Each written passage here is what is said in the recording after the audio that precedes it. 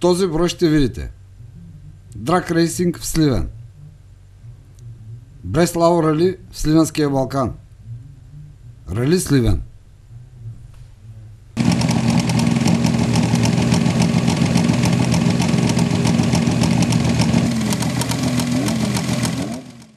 Добър ден на всички любители на моторните спортове. Днес сме се събрали тук, за да проведем поредния кръг от националния шампионат по драк рейсинг. За тези, които не са запознати, драк рейсинга, това е състезание на права линия. Трасето е дълго от 402 метра, 33 см, което е точно еквивалент на 1/4 миля. Този тип състезания са сравнително нов моторен спорт за България. В България се развиват насам официално от 2005 година. В световен мащаб са зародени в Съединените американски щати през 60-те години. Целта на тези състезания е автомобилът, който премине първи финала, печели в пряка елиминация срещу автомобила в другата лента.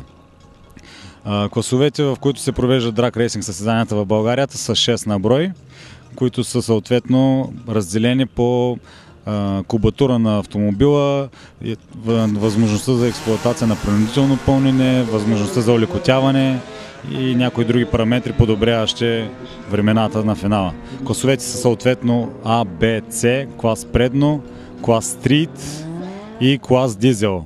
Клас дизел е сравнително нов клас, но събира все по-голям брой участници, тъй като дизеловите автомобили навлизат масово и в нашето ежедневие и съответно веднага това се отразява и на пистата. Автомобилите, които участват в този тип състезания, са едни от най-силните, най-бързите автомобили, които се движат по улиците и въобще по пистите. Принципно драга е най-силните автомобили, които се състезават някъде, се участват в състезанията по драг. В България това са автомобили, които за разстояние от 400 метра вдигат до 240, дори над 240 км в час за порядъка на около 9 секунди. Всеки един технически запознат разбира какво означава това. 9 секунди до 240 км в час е много бързо. Ускорението в автомобилите на драг на световно ниво е по-голямо, отколкото ускорението на примерно излетаща совалка. Интересното е, че при нас, понеже самото състезание се развива спрямо светофар, който дава началото на самата гонка и много често се получава автомобил, който да е по-слаб от противниковия, човек с по-добра реакция има възможността да победи на финала. Важно е да преминеш първи финала. В Сливен организираме състезания за 5-та поредна година. Опитахме се и направихме традиция в драк рейсинга. Към настоящия момент състезания в България се провеждат само на 3 места и едното е в Сливен. Ние имаме идеалните условия за това нещо, най-хубавата писта, която е любима на абсолютно всички състезатели. При нас се дават най-силните времена, понеже нашето надморско равнище е най-добро, другите писти са на доста по-високи надморски равнища, а там съответно въздуха е, както всички знаем, кислорода е по-малко и автомобилите развиват съответно малко по-ниска мощност, което прави тяхните времена малко по-слаби. Малко, ако искате да обърнем внимание на автомобилите, в клас Street са така, един от най-интересните класове е клас Street. Това са автомобили, които са абсолютно легални за улицата, т.е. трябва да са годни да преминат годишен технически преглед и видоизмененията, които се правят по мотора, модификациите да не бъдат забранени, съответно да не са забранени. Т.е. това са автомобили, които вие може да видите през деня да минат покрай вас във всеки един град. Да кажем нещо относно състезателите. Драк рейсинга е един от най-популярните спортове в България и в света. Ние тук в Сливен сме стигали до 145 или 6 участника и това беше миналата година, което към днешния момент е най-масовия автомобилен спорт в България. Публиката е многохилядна, интересът е много голям. Това е един спорт, който навлиза здраво и се развива много бързо за тези кратки 6 или 7 години, откакто е стъпал в България.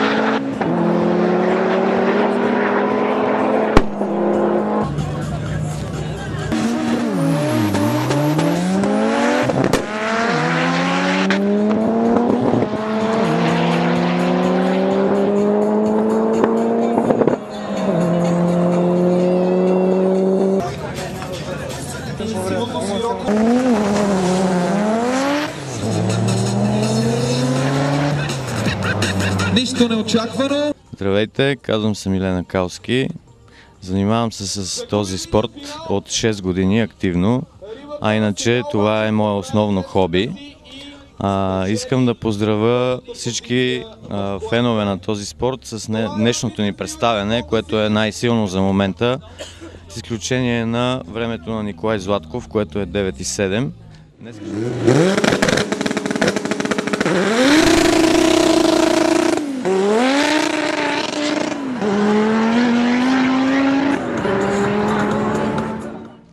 Занимавам се с драг рейсинг от 6 години активно. Днешното време ни косваше ужасно много усилия и труд. Благодаря на нашия екип, които се борихме ежеминутно и постоянно за постигането на нашата заветна цел.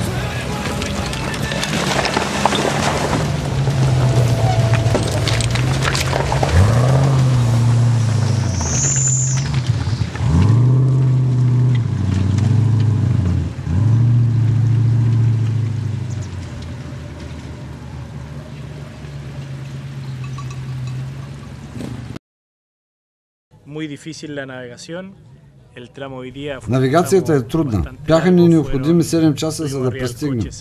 Наистина е трудно. Вътре в гората трудно следиме маршрута и по пътната книга. Надявам се, че всичко ще завърши добре.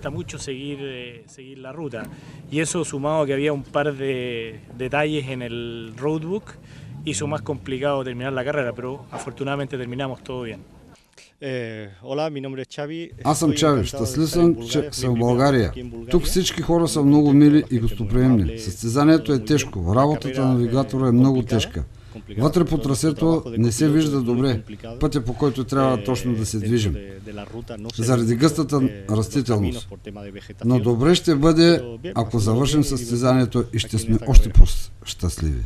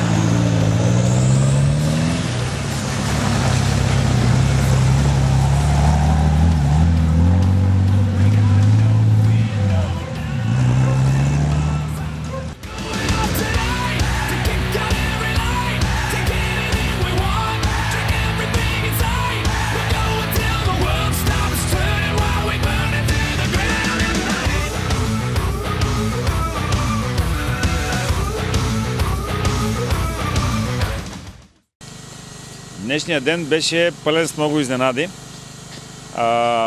Той беше обявен за маратонски ден, за Ханибал, защото има почти 220 км специални участъци. което всъщност в нашите географски ширини са значително разстояния, тъй като са планински, хълмисти, каменисти, доста трудни, както за навигация, така и за техническа гледна точка за преминаване. Днешния ден беше странен, защото първият етап сме доволни с Иван, добре завършихме, без проблеми, така с добра преднина пред всички, т.е. завършихме първи, но на следващия етап се появиха проблеми в скоростната кутия, на последния етап се появиха пък проблеми в трансмисията в карданите, даже имаме счупени болтове. Но като цяло беше поучителен ден, доволни сме, имаше много тежки офроуд участъци, изненадаха ни, не ги очаквахме, ние сме на рали дошли, но без особени щети, колата горе-долу е добре, ние сме добре, изморени леко, изнервени, но сега се възстановяваме. Това рали е добра подготовка за бъдещите състезания, в които ще участваме, най-вече за Дакар. То ще помогне да сработи отбора с механиците. Тази кола това е първото състезание, на което я карам. Сработване и тренировка, опит, трупане на опит. Това очаквам да ни помогне в развитието. А пък живот и здраве, да завършим, ако има и добро място, няма да се сърдим.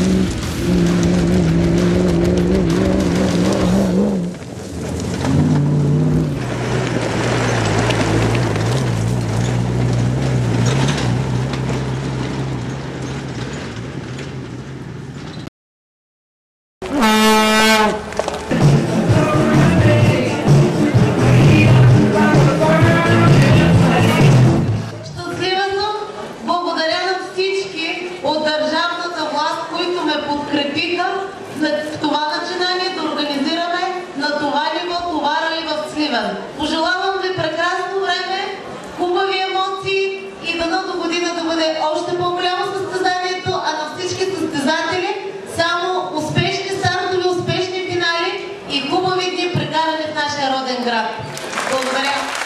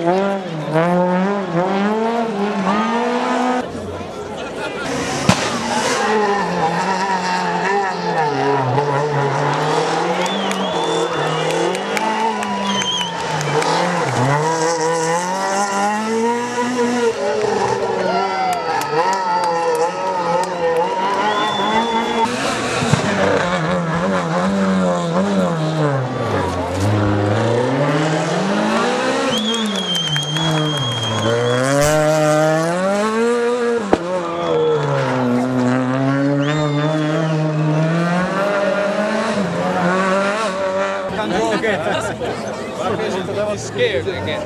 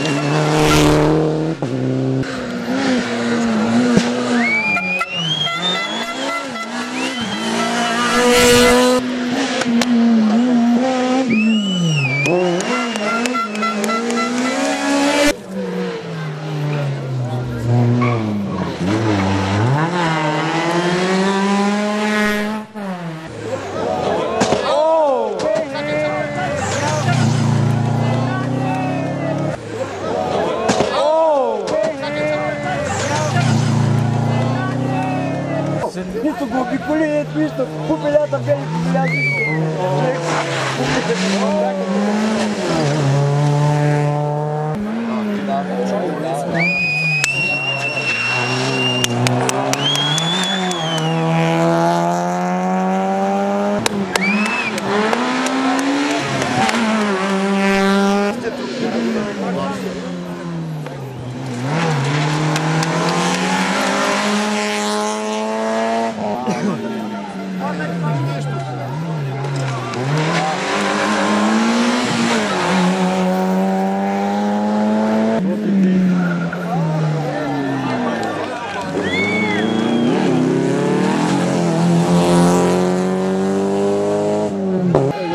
Ето го.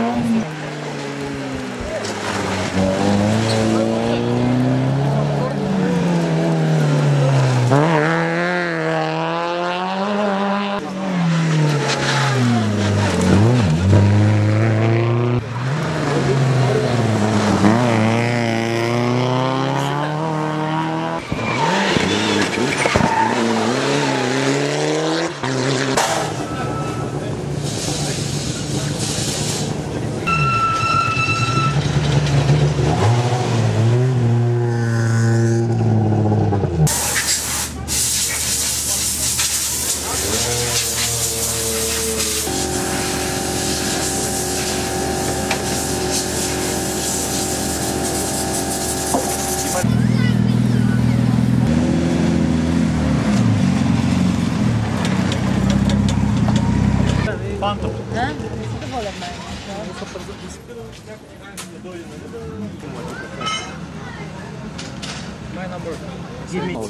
Добре. Слагай ни малко.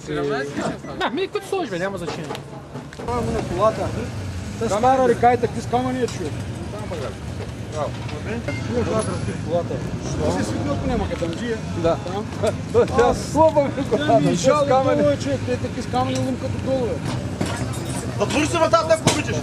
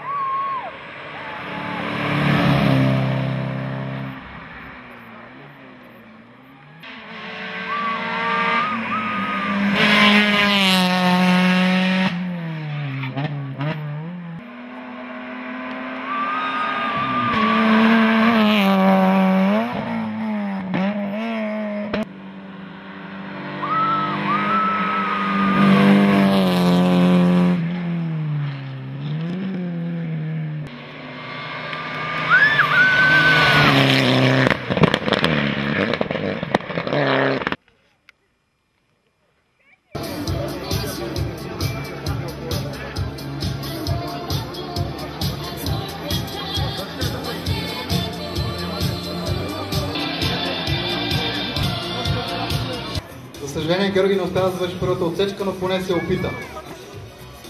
Още няколко минутки ви моля за търпение и започваме.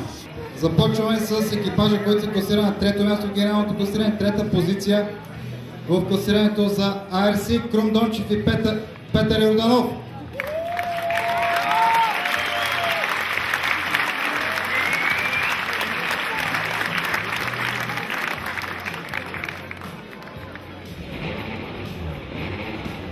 Трето място в класирането за ARC, трето място в генералното класиране и трето място за Европейска рали Купа Изток.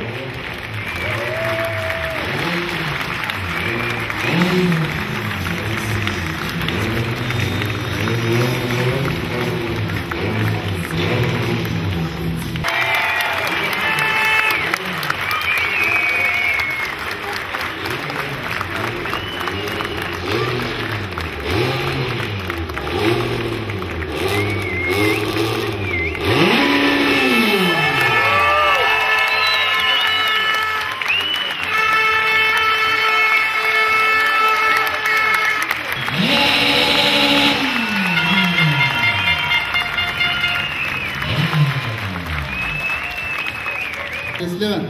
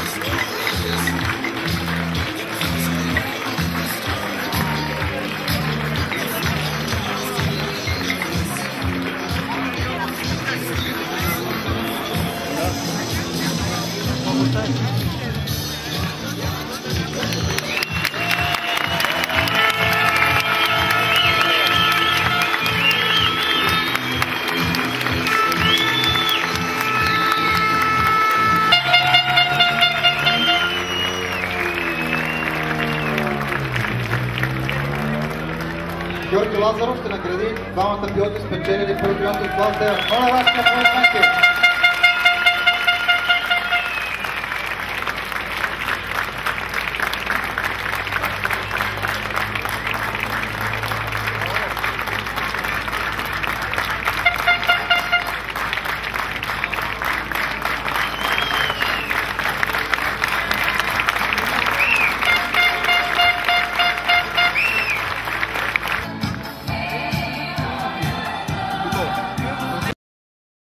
Ами, какво да кажа, много съм щастлив, особено от факта, че до сега не сме побеждавали в ИРЦ. Имахме този шанс, ралито мина без някакви сериозни проблеми за нас, без груби грешки от наша страна, което може би ни донесе победата. Успяхме също така да запазим едно добро темпо, сравнително през цялото състезание и смятам, че именно това ни даде този шанс. Доволни ли сте от организацията, от цялостното провеждане? Имахте една препоръка кантона да бъде намален, съкратен с 10-11 км. Не се случи все пак? Това беше идея с оглед повече безопасност.